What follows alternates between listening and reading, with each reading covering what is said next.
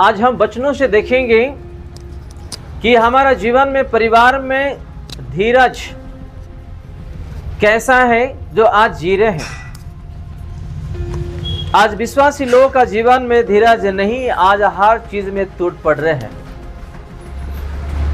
चाहे आप शांति ले लो, आनंद ले लो, खुशी ले लो, बीमारी ले लो, परीक्षा ले लो, पति पत्नी के बीच में जो भी झगड़ा है जो भी ले लो, लेकिन वचन क्या धीरज के बारे में आज हमको सिखाता है। आज हम देखेंगे याकूब की किताब से 5 अध्याय 7 और 8 में देखेंगे। भाइयों, प्रभु के आगमन तक धीरज रखो। थोड़ा रुक जाते हैं हम। क्या करना है हम लोगों को? प्रभु का आगमन तक क्या करना है हम लोगों को? हम कितना साल जीते यहाँ पे? कितना साल जिएंगे यहाँ पे बताइएगा? वचन कहता है अगर हम हमारे जीवन में, अपने शरीर में अगर शक्ति है, बल है तो 70-80 ईयर्स, 70 या 80, उसके बाद गारंटी नहीं है।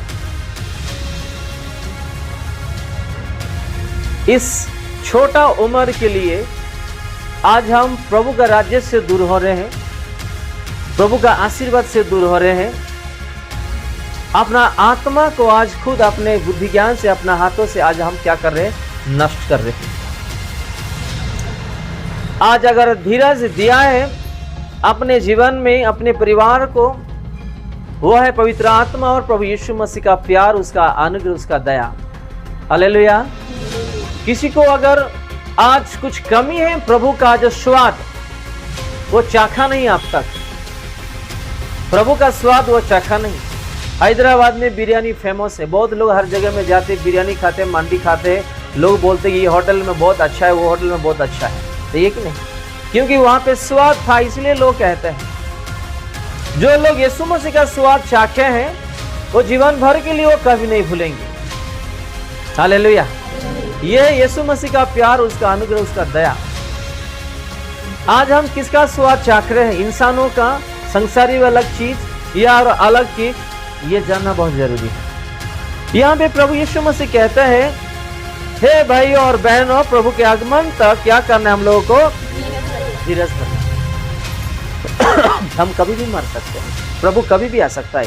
प्रभु यीशु मसीह कहकर गए हैं, मैं जा रहा हूं, दोबारा लौट करके आऊंगा, आप लोगों को मैं ले करके जाऊंगा। जहां पे मैं रहता हूं वहां मैं ले करके जाऊंगा। अगर यीशु कहा है, बहुत लोग ये सोच रहे होंगे, कह रहे होंगे, मन में विचार कर रहे होंगे, यीशु मसीह तो कह दिए कि मैं जा रहा हूं, दोबारा वापस आऊंगा आप लोगों को लेकर के जाने के लिए, लेकिन 2025 साल हो गया है, अभी तक यीशु मसीह क्यों नहीं आ रहे? सबका दिलो दिमाग में और मन में ये सवाल होगा, क्योंकि यहाँ पे लिखा है आगमन तक हमारा धीरज रखने के लिए, रहने के लिए, जीने के लिए। आज यही सवाल आप और मैं कर रहे होंगे कि यीशु मसीह तो कह दिए है कब आएंगे, लेकर के जाएंगे, इसलिए वो नहीं आ रहे हैं। मेरे प्रिय भाई और बहनों, आप और मैं उद्धार पाए। आज हम अपने जीवन को प्रस्तुत कर रहे हैं क्या नहीं? अपना परिवार को प्रस्तुत रखे कि नहीं?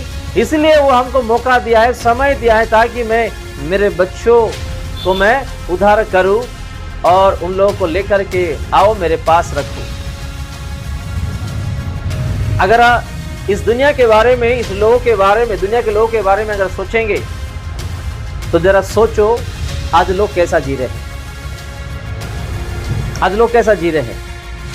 आज लोग तो धन के पीछे भाग रहे, नौकरी के पीछे भाग रहे। नौकरी करना हमारे लिए आशीर्वाद है। ऐसा नहीं है कि हम नौकरी के आलोचनाएं में, भावनाएं में हम गिर गए और प्रभु यीशु मसीह से दूर हो गए, कभी नहीं हो सकता है। आज लोग व्यभिचार में गिरे हुए हैं, पापों में गिरे हुए हैं। आज लोग घमंड में जी रहे हैं।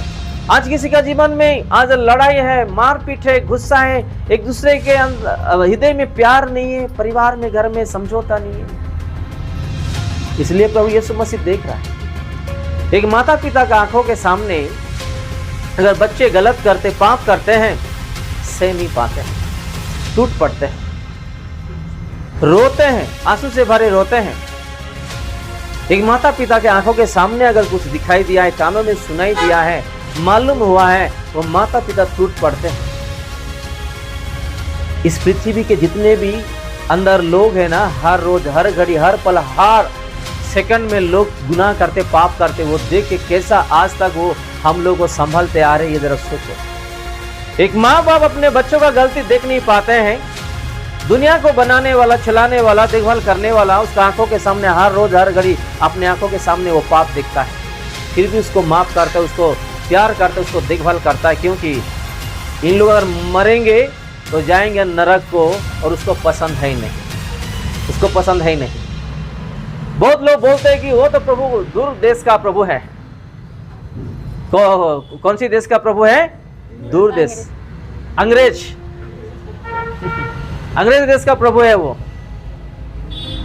एक वचन देखते हैं मत्ती उसका 1:21 में कि वो किस लिए आया था और किसके लिए आया था, उसका जन्म क्या है, लोगों को ये पता नहीं है।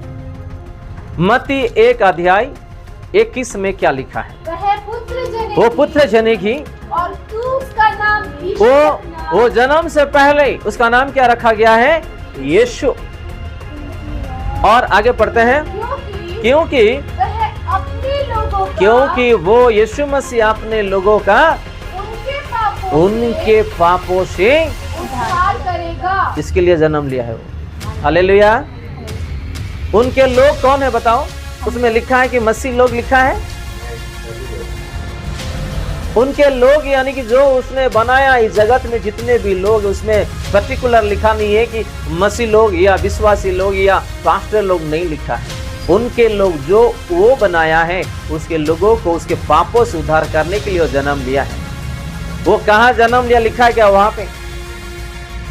इंग्लैंड में, ऑस्ट्रेलिया में, स्विट्जरलैंड में, न्यूजीलैंड में, अमेरिका में, कहाँ लिखा है क्या? वो जन्म लिया है इजराइल में, ठीक है। अरब कंट्री के बीच में इजराइल है, उसके बीच में वो आके जन्म लिया है। आज देखो अरब कंट्री में बहुत सारा लड़ाई होता है, आप लोगों को पता है, मुझे भी पता है, युद्ध होता है। इजराइल बीच में है, अरब कंट्री पूरे राउंड पर है, और यहां से अगर युद्ध होता है तो इजराइल से होते हुए वो बाहर जाएगा, अगर वहां से युद्ध होता है तो इजराइल से बाहर होते हुए वो बाहर जाएगा। इजराइल को प्रभु ने एक ऐसा देश से वो आया और वहाँ पे जन्म लिया, क्योंकि प्रभु जानता है हमारा ज्ञान आज कुछ नहीं, प्रभु आया है हम जैसे पापियों को, उसके लोगों को उद्धार करने के लिए आया। इस दुनिया में कोई ऐसा है प्रभु? ऐसा कोई इंसान है जो हमारे लिए जीवन दे सकता है? कोई है? कोई नहीं। हम तो बोलते हैं, आज जो आजकल जो सुनने को मिलता है न्यूज़ में या स्कूल कॉलेज में या अपने अपने घर में भी, जो अपने जो बच्चे हैं, बेटे या बेटियां हैं, किसी को प्यार करते हैं, बोलते हैं कि मैं आपको बहुत प्यार करता हूँ, आपके लिए जीवन दे देता हूँ। कोई दे सकता है क्या? कोई दे सकता है? सब धोखेबाज हैं और सब डुप्लीकेट प्यार करने वाले लोग हैं इस दुनिया में। हालेलुया। सब डुप्लीकेट प्यार करने वाले लोग इस दुनिया में हैं। न पति अपने पत्नी को प्यार कर सकता है यीशु जैसा, ना पत्नी अपना पति को प्यार कर सकता है यीशु जैसा, ना अपने बच्चे अपने माता पिता को प्यार कर सकते यीशु जैसा। वो प्यार आप पैसा देने से कहीं नहीं मिलने वाला, ढूंढने से नहीं मिलने वाला, खरीदने से नहीं मिलने वाला, वो स्वयं वो खुद हमको देने वाला है। आज वो प्यार कर रहा है, इसलिए उसके आंखों के सामने हम पाप करके आ रहे हैं, वो माफ करते आ रहा है, माफ करते आ रहा है। हमारा जीवन अपना परिवार को बचा के रखा है, उसके हृदय में, उसके जीवन में इतना धीरज है। हमारे पास आज कहाँ है धीरज? अगर पत्नी कुछ पति को बोल देता है, सह नहीं पा रहे, या पति कुछ पत्नी को बोल देते तो सह नहीं पा रहे, बच्चे माता पिता को बोलते सह नहीं पा रहे, माता पिता बच्चों को बोलते सह नहीं पा रहे। आज घर में लड़ाई होता है, मारपीट होता है, एक दूसरे को नफरत कर रहे हैं, एक दूसरे को खून खराबा कर रहे हैं, एक दूसरे को मार डाल रहे हैं, घर से भगा दे रहे, घर से निकल जा रहे हैं। आज हम ऐसा जी रहे हैं। मेरे जीवन में हम उस बुढ़ापे पे से ही हम लोग मसीह में हैं। जब हैदराबाद हम आए हैं, हम सिर्फ नाम का एक डब्बा मसीह थे। क्या? एक नाम का मसीह डब्बा थे हम। ना कलीसिया जाते थे, ना प्रभु को भाई मानते थे, ना हम प्रार्थना करते, ना प्रभु का वचनों में जीते थे। हमारा घर में 15 साल तक लड़ाई था। कितना साल? 15 दिन नहीं, 15 सेकंड नहीं, 15 मिनट नहीं, 15 महीने। कितना साल? 15 साल तक हमारा घर में हम लड़ते थे, पति पत्नी हम लड़ते थे, क्योंकि हमारे जीवन में क्या नहीं है? प्रभु नहीं है, उसका वचन नहीं है। जिसका जीवन में प्रभु का वचन नहीं है ही नहीं, वो कैसा जीने वाला है, प्रभु कौन है, आपका जीवन में शांति क्या है, आनंद क्या है, कैसा आप इस धरती पर रह के जी सकोगे, आपको कुछ ज्ञान नहीं मिलने वाला है। और मैं संसार के पीछे भागता था। मेरा घर से मैं ऑफिस जाना टाइम, लेकिन ऑफिस से मेरा घर आना टाइम नहीं। कभी सुबह 2 बजता है, कभी 6 बजता है, कभी 5 बजता है, कभी 4 बजता है। ऐसा मैं संसार के लिए दौड़ता था, भागता था।